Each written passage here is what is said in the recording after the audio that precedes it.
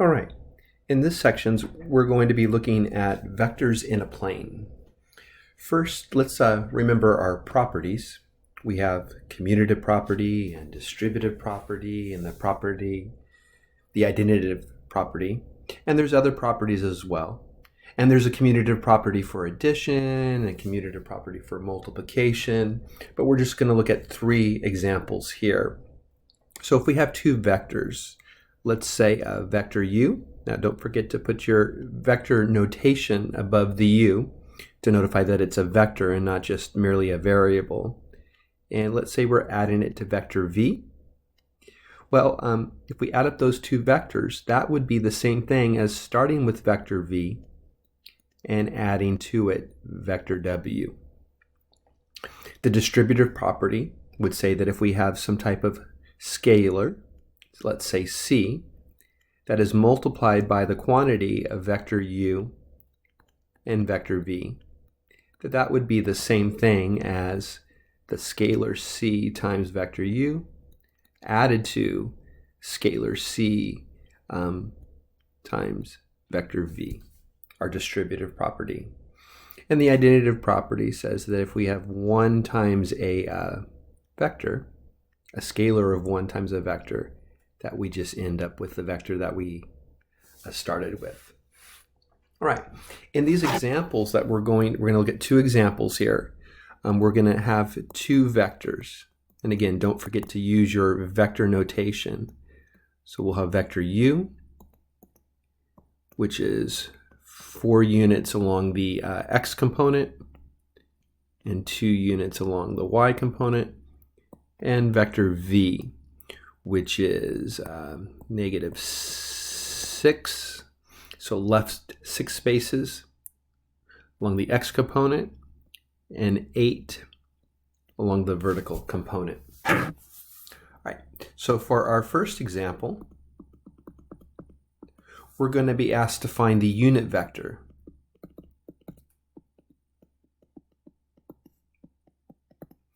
of vector v.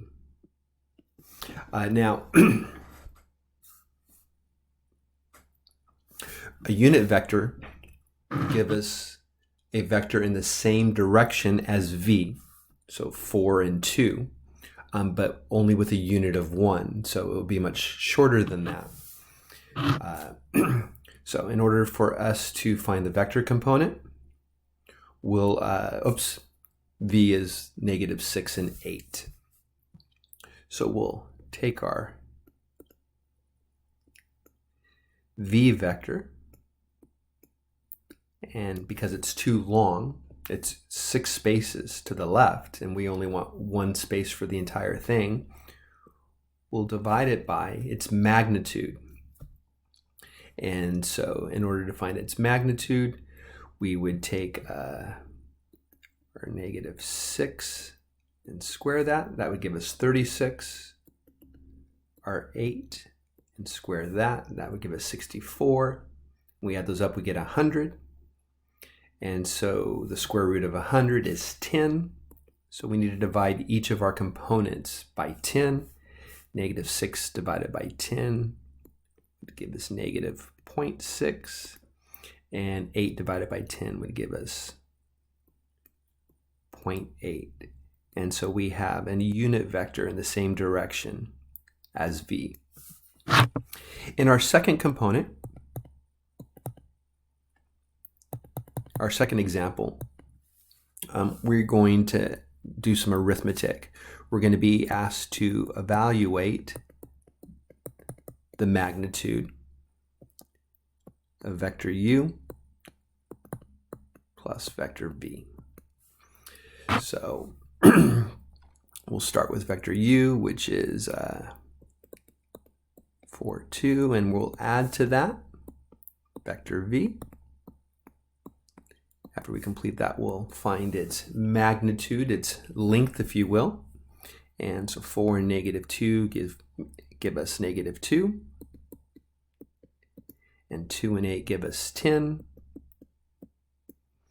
And now if we find our magnitude using our Pythagorean theorem, if you will, 2 squared is 4, 10 squared is 100. And 100 plus 4. Our magnitude is a little bit larger than 10. It's a square root of 100. I'll look for any questions that you might have on the discussion board.